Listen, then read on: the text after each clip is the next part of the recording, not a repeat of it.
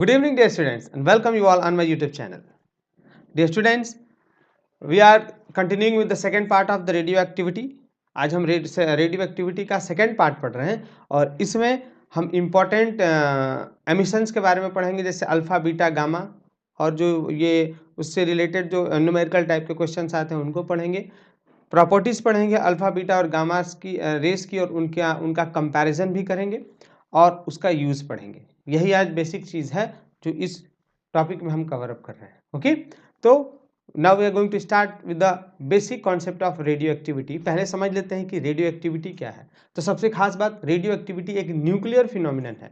Nuclear phenomenon का मतलब इसमें न्यूक्लियॉन्स पार्टिसिपेट करते हैं। ठीक है, it is the process of spontaneous emission. Emission का मतलब होता है बाहर निकलना। Emission of alpha beta and gamma particles, gamma radiations और particles from the nucleus of an atom during the decay. यानी अगर सपोज करो ये डायग्राम देखें आप, अगर हमने मान लिया कि ये कोई एक रेडियो एक्टिव न्यूक्लियाई है, यानी रेडियो एक्टिव सब्सटेंस है, तो इसके अंदर से रेडिएशंस लगातार होते रहते हैं अल्फा बीटा और गामा पार्टिकल्स का। ठीक है, अब अल्फा बीटा और गामा पार्टिकल्स एक अनस्टेबल न्यूक्लियाई से कंटिन्यूसली बाहर निकलते रहते हैं। ठीक है, अनस्टेबल न्यूक्लियाई से बाहर निकलते रहते हैं और इसी पूरे प्रोसेस को हम रेडियो एक्टिविटी बोलते हैं।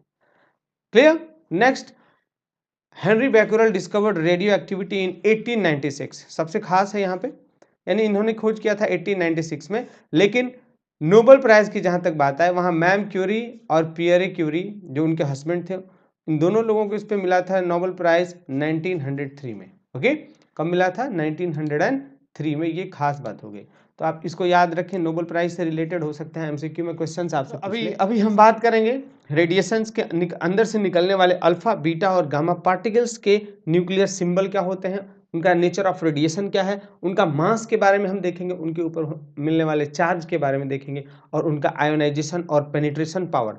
जो आयोनाइजेशन और पेनिट्रेशन पावर है यहाँ बिल्कुल खास है, क्योंकि यहाँ क्वेश्चंस इसी से इन जनरल में पूछे जाते हैं। ओके, तो चलिए हम स्टार्ट करते हैं। पहला है अपना अल्फा। यहाँ पे जो हीलियम न्यूक्लियस, इसके पास 2 प्रोटॉन और 2 न्यूट्रॉन है। ये प्रोटॉन और न्यूट्रॉन ये नंबर ऑफ एटॉमिक नंबर के बराबर होते हैं।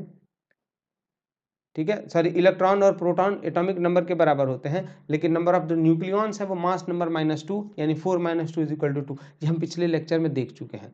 उसकी हम मास की बात करें तो 4 हो गया, चार्ज हो गया इस पर +2। अब यहाँ आयोनाइजेशन पावर के बारे में हम थोड़ा सा देख लेते हैं। It has very high ionization power, यानी जो अल्फा पार्टिकल्स हैं ये, इनका आयोनाइजेशन पावर, यानी जिस मीडिया वगैरह से अब यहाँ से पास करते हैं उसको आयोनाइज करने की क्षमता इसके अंदर बहुत ही ज़्यादा है। और एक खास बात मैं बताऊं, आयोनाइजेशन पावर और पेनिट्रेशन दोनों एक दूसरे के इन्वर्सली रिलेटेड है। जिसका आयोनाइजेशन पावर ज़्यादा होगा उसका पेनिट्रेशन पावर ऑब्वियसली कम होगा। ओके, तो ये alpha particle is having high ionization power, means obviously it will have alpha particle is having very high ionization power, means it will have very low penetration power. Okay, clear हो गया। अब हम चलते हैं अगला particle, beta particle. इसका जो आप न्यूक्लियर सिंबल है देखें, electron, mass number 0, atomic number -1। It have high, it basically इसको क्या होते हैं ये, this are high kinetic energy electrons. इसका मास होता है 1/1850। ये पूछता है कॉम्पिटिटिव एग्जाम्स में। इसका चार्ज हो गया -1, इलेक्ट्रॉन पे जो चार्ज है। अब इसके अंदर आयोनाइजेशन पावर की हम बात करें तो ये मॉडरेट होता है। जब मॉडरेट आयोनाइजेशन पावर है तो इसका पेनिट्रेशन भी मॉडरेट ही होगा। ठीक है, यानी ये अल्फा और गामा के बीच की बात है दोनों की, चाहे वो किसी भी प्रॉपर्टी में हो। लगभग आयोनाइजेशन पोटेंशियल और पेनिट्रेशन पावर दोनों अल्फा और गामा के बीच में है। अगला हम बात करते हैं गामा रेडिएशन एंड एक्सरेज। ये इसका सिंबल थोड़ा देखें आप, गामा रेडिएशन होता है ऐसे, इसमें कोई चार्ज नहीं है। It is high frequency electromagnetic radiation, यानी वो अनस्टेबल न्यूक्लियाई जिसके अंदर से अल्फा और बीटा निकलते हैं, ऑटोमेटिकली उनके अंदर से ये रेडिएशन निकलने लगते हैं, जिसको आप बोलते हैं हाई फ्रीक्वेंसी इलेक्ट्रोमैग्नेटिक रेडिएशन, यानी गामा रेस को। ओके, इस पे इसका मास भी 0, इसका चार्ज भी 0। ये देखें सबसे इंपॉर्टेंट है, it has low ionization potential. यानी लो आयोनाइजेशन पोटेंशियल का मतलब ionization potential is proportional to 1 penetration power. यानी अब इसका आयोनाइजेशन लो होगा तो इसका पेनिट्रेशन पावर सबसे ज़्यादा होगा। Okay, it has high penetration power. अब पेनिट्रेशन पावर इसका कितना ज़्यादा होता है, इसका अनुमान आप ऐसे लगा सकते हो कि it can cross 30 centimetre of lead, यानी 30 सेंटीमीटर अगर इतना मोटा अगर लेड वगैरह है, लोहा भी होगा ना, उसको ये क्रॉस कर जाता है। It has high penetration power, और यही है जो न्यूक्लियर रिएक्शन में सबसे ज़्यादा घातक होता है। ओके, अगला हम बात करेंगे न्यूट्रॉन्स की। तो यहाँ पे न्यूट्रॉन्स पे कोई चार्ज नहीं है, हाई फ्रीक्वेंसी है इनकी, low ionization so very high penetration power इनका भी हो गया। ठीक है, यानी गामा और न्यूट्रॉन्स अगर हम बात करें प्रॉपर्टीज में तो इनकी प्रॉपर्टीज यहाँ फिलहाल में मैच कर रही हैं। ओके, आगे हम बढ़ते हैं नेक्स्ट अल्फा बीटा और गामा एमिशंस पे। ठीक है, emission of alpha and beta particles. हमने अभी क्या देखा था कि अल्फा और बीटा पार्टिकल्स जब निकल रहे हो तो उसमें होता क्या है कि नंबर ऑफ न्यूक्लियन प्रोटॉन्स और न्यूट्रॉन्स चेंज होते हैं। ठीक है, लेकिन गामा रेडिएशन में ऐसा कुछ नहीं है। In gamma radiation there is a change in the energy of the nucleus, यानी अगर गामा रेडिएशन हो रहा है तो उसके अंदर उसका जो न्यूक्लियस है उसके अंदर से एनर्जी में परिवर्तन आता है, और जिसकी वजह से प्रोटॉन्स और न्यूट्रॉन्स के अंदर कोई परिवर्तन नहीं है। Clear, there is no change in the number of proton and neutron, सिर्फ क्या है, there is change in the energy of the nucleus है। ठीक है, अब इसमें से फर्स्ट पॉइंट हम लेते हैं, पहला एमिशन आपका हो गया अल्फा एमिशन। कौन सा हो गया? Alpha emission. देखा, it if unstable nuclei have much more neutrons, यानी कोई, अब ध्यान से सुने यहाँ से, जैसे ये इस पे छोटा सा एक न्यूमेरिकल आता है 2-2 नंबर का, उसको हम लोग अच्छे से करेंगे अभी। ठीक है, आपका गलत नहीं होगा वो 100%। देखें, करें अगर कोई if unstable nuclei have much more neutrons then it may emit a particle containing 2 proton and 2 neutrons, यानी अगर कोई अनस्टेबल न्यूक्लियाई है जिसके पास ज़्यादा न्यूट्रॉन्स हैं तो वो क्या करेगा, वो 2 प्रोटॉन और 2 न्यूट्रॉन्स को एमिट करने लगता है, छोड़ने लगता है, जिसको आप क्या बोलते हो, this is known as alpha particles. यानी अल्फा पार्टिकल्स की बात करें, यहाँ ये देखो आप, ये अल्फा पार्टिकल हो गया। ठीक है, अब इसमें 2 प्रोटॉन और 2 न्यूट्रॉन, अगर यहाँ इसका एटॉमिक नंबर हम देख लें तो इसका कितना है एटॉमिक नंबर 2, यानी इसका number of protons, number of electrons इसमें 2 है। अगर नंबर ऑफ न्यूट्रॉन्स कितने हो जाएंगे, 4 - 2, that will also be equal to 2। यानी यहाँ पे जो ये हीलियम एटम है इसको मतलब कि अल्फा पार्टिकल की तरह ही मानते हैं। क्यों? क्योंकि यहाँ पे देखो आप, इसमें 2 इलेक्ट्रॉन है, 2 प्रोटॉन है और 2 न्यूट्रॉन है। और अभी हमने क्या देखा कि अल्फा एमिशन में जो अनस्टेबल न्यूक्लियाई है वो 2 प्रोटॉन और 2 न्यूट्रॉन ऑब्वियसली है कि वो इमिट करने लगेगी। ठीक है, अब जो ये स्ट्रीम ऑफ अल्फा पार्टिकल्स, जो अब उस रेडिएशन में, उस एमिशन में जो अल्फा पार्टिकल्स जो निकल रहे हैं, आप उनको क्या बोलते हो, अल्फा रेस बोलेंगे। क्या बोलेंगे उसको? Alpha rays. अब थोड़ा सा यहाँ पे देख लेते हैं कि न्यूमेरिकल कैसे सॉल्व होगा। ये बहुत ही इजी है। जैसे देखो, ये पेरेंट न्यूक्लियाई हो गया, इसका मास नंबर हो गया ए, एटॉमिक नंबर हो गया जेड। ठीक है, तो आप देखो यहाँ पे अगर अल्फा पार्टिकल से रिलेटेड क्वेश्चन है कि अल्फा पार्टिकल एमिट हो रहा है तो क्या करना है, कुछ नहीं करना है। यानी जो इसका डॉटर न्यूक्लियाई होगा ना, उसमें अगर मास हो गया ए और इसका एटॉमिक नंबर हो गया जेड, तो मास नंबर में से 4 घटाओगे आप और एटॉमिक नंबर में से 2 घटाना है। यहाँ देखो, मास नंबर में से a - 4 हो गया और z - 2, बस। बाकी आपको ये लिखना ही है वहाँ पे। ओके, एग्जाम्पल लेते हैं। जैसे मैं एक दूसरा एग्जाम्पल ले लेता हूँ, यूरेनियम 238 और ये हो गया आपका 92। ओके, अगर ये डीके हो रहा है तो ये थोरियम बनेगा। यहाँ पे क्या बनेगा? थोरियम। यूरेनियम से निकलेगा तो क्या वहाँ निकलेगा आपका थोरियम। अब इसमें देखिए जो प्रोडक्ट बनेगा, अब आप यहाँ क्या करो, ट्रिक है, इसे समझ लो। पहले आप हीलियम लिख लेना, अल्फा पार्टिकल की बात करेगा तो 2 4 ऊपर और 2 नीचे। तो यहाँ 92 था, 92 में से अगर आपने 2 माइनस कर दिया तो कितना हो गया, 92 - 2 = 90। नीचे क्या लिख दोगे आप, 90। ऊपर क्या लिखोगे, 238 माइनस कितना है ये 4, आप इसको सब्ट्रैक्ट कर लोगे तो कितना आ गया 234। यहाँ आप लिखेंगे 234। अब ये ही थोरियम का होता है। ठीक है, तो हीलियम में जब भी आ जाए तो जो पेरेंट न्यूक्लियाई है ना, उससे डॉटर न्यूक्लियाई जब आपको बनाना हो तो उसका जो मास नंबर है उसमें से 4 माइनस करेंगे और एटॉमिक नंबर में से 2 घटाएंगे। मास नंबर से 2 4 और एटॉमिक नंबर से 2 घटाएंगे। और यहाँ लिखेंगे कि यहाँ पे क्यों ऐसा आप क्यों कर रहे हो, क्योंकि उसमें से ये हीलियम पार्टिकल, हीलियम एटम निकलेगा, ये निकलना ही अल्फा रेडिएशन होगा। तो जब ये निकलेगा तो इसका जितना मास है उतना मास यहाँ कम हो जाएगा और जहाँ एटॉमिक नंबर है उतना यहाँ एटॉमिक नंबर भी घटेगा। तो आई होप आपको समझ में आ गया।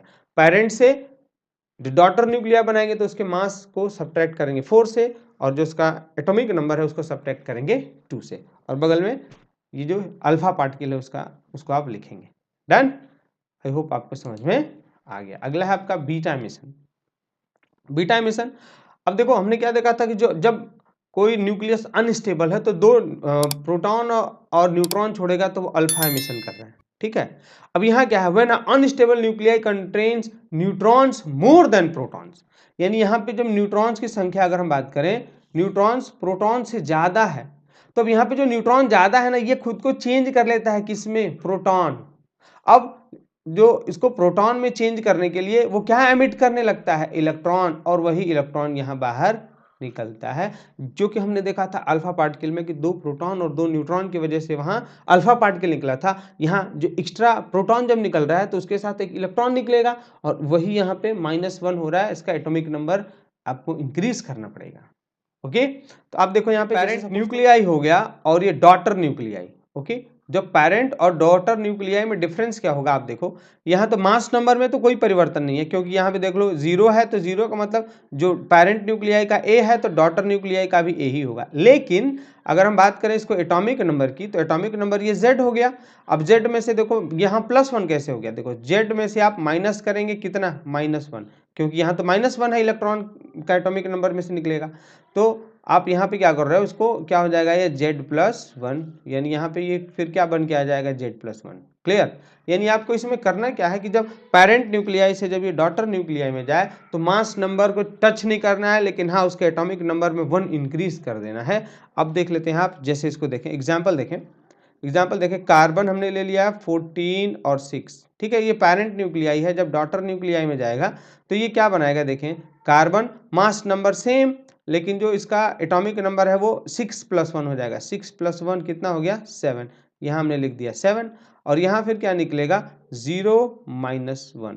अब ये 0 है, इसीलिए यहाँ जो अपर वाला पार्ट है वो 14 ही रह गया, लेकिन ये -1 है ना, तो यहाँ एक इंक्रीज हो जाएगा, क्योंकि आप माइनस ऑलरेडी कर रहे हो, -1 यानी कितना हो जाएगा, +1।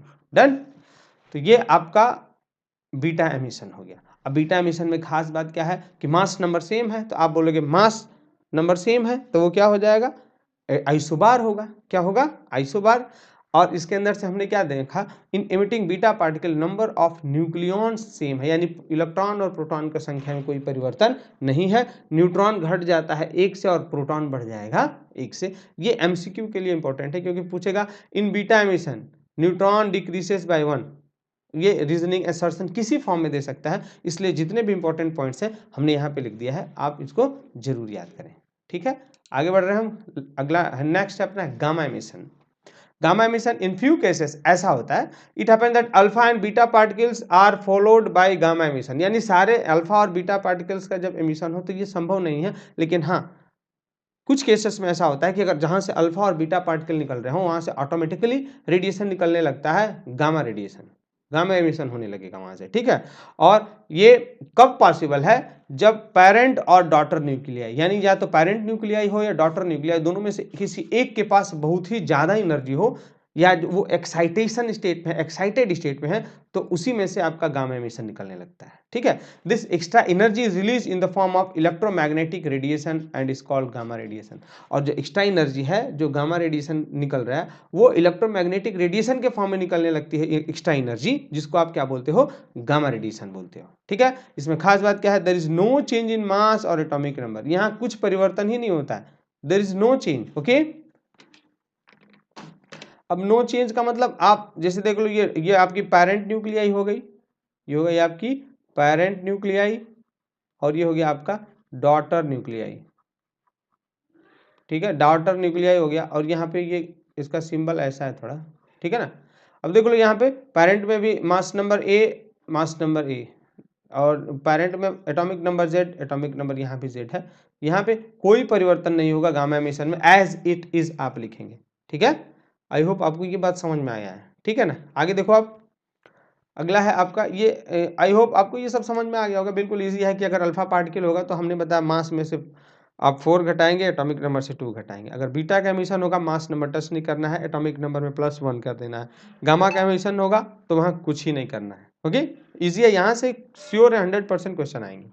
अब देखो आप यूजेज देख लें, it is use to treat cancer, यानी जो आपका जो रेडियो एक्टिविटी है, इसका इस्तेमाल किस में करते हैं? It is use to treat cancer. अब कैंसर को ट्रीट करने के लिए कोबाल्ट 60 का इस्तेमाल करते हैं और ये क्या करता है? कैंसरस सेल्स को मार देता है, किल कर देता है। जैसे कैंसर या ल्यूकेमिया, ब्लड कैंसर को ल्यूकेमिया बोलते हैं, यानी it is use to treat cancer. अब ये कोबाल्ट 60 ये कैंसरस सेल्स को मार देता है, किल कर देता है, उसके लिए इस्तेमाल करते हैं। दूसरा, it is use for diagnosis radio active जो आइसोट्रॉप्स होते हैं ना, उनका इस्तेमाल किया जाता है ट्रेसर्स के फॉर्म में। किसके फॉर्म में? Gamma radiation is use for sterilizing bandages, syringes etcetera, यानी इसके ये ज़्यादा एनर्जेटिक है तो ये स्टेराइल करने में इस्तेमाल होता है, यानी जितने बैक्टीरिया होंगे सबको मार के ख़त्म कर देता है, इसलिए इसको स्टेराइल करने में इस्तेमाल करते हैं। It is also use to finding the age through the carbon dating, यानी जो पुराने कुछ भी मिल रहा है, जैसे डायनासोर्स हो गए, उनकी हड्डियाँ मिल रही हैं, फॉसिल्स मिल रहे हैं, या कुछ भी जो काफ़ी पुराना चीज़ मिल रहा है, तो उसका एज को निकालने में कार्बन डेटिंग करके इसका इस्तेमाल करते हैं। It is also use for finding the age of the excavated material. Excavated का मतलब जो कहीं से मिला हो, जमीन वमीन के अंदर से गड्ढा करने के बाद, चाहे वो प्लांट हो, एनिमल हो, या कुछ भी हो, तो उसका एज निकालने के लिए इसका इस्तेमाल करते हैं। कैसे करते हैं? कार्बन डेटिंग के थ्रू। किसे करते हैं? Carbon dating. नेक्स्ट, ये यूरेनियम, मैंने इसको थोड़ा, यूरेनियम 235/92, इसका इस्तेमाल करते हैं हम एटॉमिक एनर्जी रिएक्टर में, यानी इसका इस्तेमाल करते हैं हम किसके लिए? इसका इस्तेमाल करते हैं हम रिएक्टर के वो क्या बोलते हैं कि न्यूक्लियर रिएक्टर में, ठीक है ना, न्यूक्लियर रिएक्टर जहाँ से बिजली बनाते हैं। तो ये सारे यूज़ हो गए, ठीक है। और आई होप आपको ये वीडियो पसंद आया होगा। एक आध पार्ट बचा है न्यूक्लियर फ्यूज़न, उसको हम अगले लेक्चर में देख लेते हैं, ओके, और फिर अगले चैप्टर पे जाते हैं। So thank you for watching. अगर आपको ये वीडियो पसंद आया हो तो प्लीज़ लाइक और अपने दोस्तों को शेयर ज़रूर करें। Thank you, have a nice day, जय हिंद।